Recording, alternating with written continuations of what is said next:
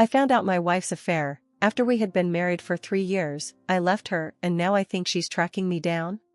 I don't exactly know why I'm writing this, but now that the events are over and done and I've moved on, maybe it will help someone. In February 2018, I, 30M, discovered my 30F wife's affair. After we had been married for 3.5 years, I had a contract job that involved a lot of travel at times, but also allowed me to work from home when I was back. My wife had a very well-paying job as a director of a technical sales firm.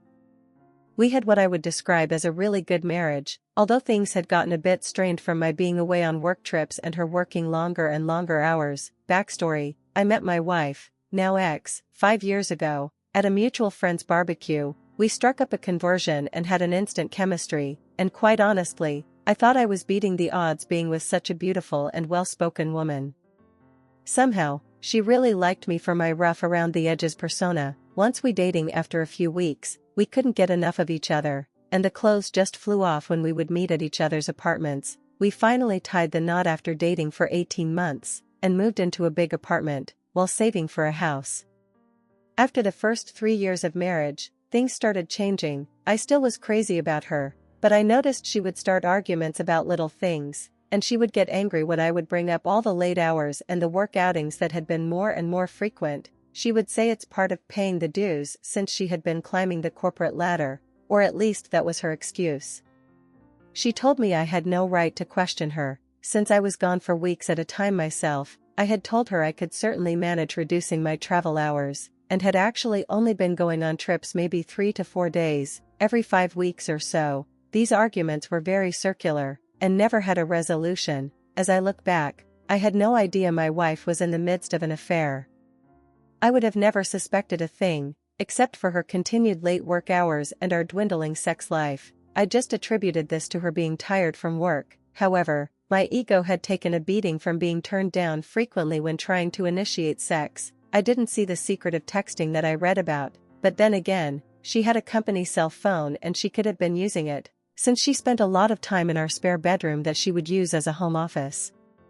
It was around September of 2017 when Kathy started coming home after work, and then head off to a work engagement for the evening. This went from 1 evening a week to more than 3 evenings a week. I'm not that jealous by nature, but there is no way she would go unnoticed, and I know she would have to fend off some of the men at her office. She only seemed to be interested in work, but she was working with more male executives than female. My first suspicion of her cheating occurred a month before D-Day. She had stopped off at the store before coming home. She asked me to help with the groceries. While I was grabbing a couple bags from the back seat of her car, I noticed something pink glinting from just underneath the front passenger's seat. It was one of my wife's bras. I recognize it as hers, since she liked the ones from a particular apparel store. In retrospect, I now realize the reason for the red flag with the bra. When she gets in the mood, she always takes off her bra first, from underneath her clothes. I don't know exactly why, but I instantly just had a sinking feeling in my gut when I saw this. I could not rationalize what her bra was doing under the seat. I just left it there under the seat. It almost made me sick, and my heart must have been racing like crazy, because when I returned to the kitchen with the bags, Kathy asked if I was okay, and that I looked like I had seen a ghost. I just brushed her comment off. I tried my best not to look angry or betrayed, but it took all I had to hide my feelings. That evening, and the next, I decided to see if I could find out if she was involved with someone or not. I started thinking about all the clues I was missing. I had no proof except for the bra incident. We live in a fairly large city and her work is in a downtown office building. I kind of took my focus off of the affair idea for a bit and decided maybe I should give her more attention. One Friday after work, I made a nice dinner, set up the dining table with nice plates, silverware, and candles. I bought a nice bottle of wine, and a bouquet of roses. She came breezing in after work as usual. I pointed out the dinner and everything I had prepared. She gave me a sad smile and told me she was sorry, but she had plans to meet up with her coworkers tonight at a local hangout. She said she could grab a quick bite with me before she left, but had to jump in the shower first. I think my insides flipped on me and I became completely speechless. I won't tell you what kind of rage I was feeling at that point, but I had finally had enough. While she was in the shower, I grabbed my company cell phone and planted it in her back seat. I had been thinking of this lately as a way I could track her location with my personal phone. I went in and dumped the meal in the trash along with the flowers. She came back after her shower dressed up and looking great as usual. She said okay, let's eat. I told her never mind, go out with your friends. She looked at me strangely and asked if I was mad.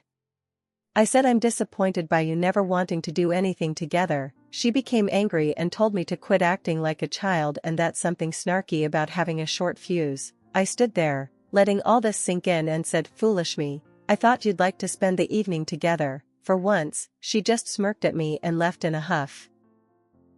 I took out my other phone and started tracking my work phone. I saw her stop about 20 minutes away at the bar that she frequents with her work buddies. I decided to head out and locate her car. Sure enough, there it was in the parking lot of the bar. I sat across the street in my car waiting to see if I could see her. I felt so unlike myself, like a stalker. But I rationalized I needed to at least satisfy my anxiety about her whereabouts. About an hour after I arrive, I see her coming out of the bar with a man. He looks like one of the execs I've seen from her work. He grabs her and pulls her close and kisses her. My stomach went into knots, my body went completely numb. They head over to another car, and get in together. I do my best to follow them as the car pulls out. They travel about 10 minutes away to, you guessed it, a hotel. I pull over on the street next to the hotel. I watch as they get out and head hand in hand into the hotel. I've seen enough, I'm an idiot. I start banging my fist on the steering wheel. That's it, something inside me went completely blank. And I'm not sure if I blacked out or had an out-of-body experience. When I recovered myself, I decided I needed a drink. Now, this is when my life took a new direction that I would have never guessed. I just started driving out of town, just reliving everything I had just witnessed, and I hate to say, crying with rage. I headed towards the outskirts of town, about 30 miles. I find a nice little bar and pull in. I find a seat at the bar and order a drink. I must have looked like death warmed over, because the bartender, female, mentioned that I look like someone took the wind out of my sails. I half smiled and said you could say that. A guy takes a stool next to me and starts up a conversation. I'm not in much of a mood to talk, but something about this guy just made me feel comfortable. We start talking and after a while, the subject of my wife cheating just tumbles out of my mind. How I just want to leave her and forget her. He looks at me and slaps me on the back. He says, buddy, you are not alone there. Happened to me a few years ago. I believe that sometimes, these things happen for a reason, and let me tell you, your life can now change either for the better, or the worse. It's entirely up to you at this point. Something about him saying this really shook me out of my glum mood. I mean, I know I'm hurting, but I have always been able to see things logically, and he is so right. Now we introduce each other. His name is Ray. He is kind of a country guy, but is just the sort of salt of the earth type that I really respect. He asks me when I'm going to move out. I guess it never occurred to me to even think that far ahead. I know I don't want to be around this woman anymore, and I do have this fight or flight feeling coursing through me. Ray says, I feel very sympathetic to your situation, and have an idea. If it comes to it, and you feel like you need to leave at some point, I've got a travel trailer sitting on my property. It's not great and it could use a bit of fixing up. Why don't you come out and check it out and see if you could see yourself living in something like that, temporarily at least. I'll make you a great deal on it. I even have a nice piece of property that you could park it on. You would be doing me a favor to keep an eye on it for me. It might do you some good to get away from your situation. Just a thought. It took me a minute to register his idea. The bartender had been overhearing the conversation and smiles. Hell, honey, she says, if I could have escaped my crazy ex-husband years ago, I would have jumped at the chance to go live in his trailer, anything to just get my head on straight. I feel like I have stumbled into the twilight zone, but maybe this is exactly what I need. I tell Ray, yes, I'll think about it and maybe check it out. We part ways after a bit, and make plans to meet out at his place in a few days. I started to feel like I have a little bit of perspective and a chance for getting out of what I believe is a nightmare, mixed in with a heavy heartache.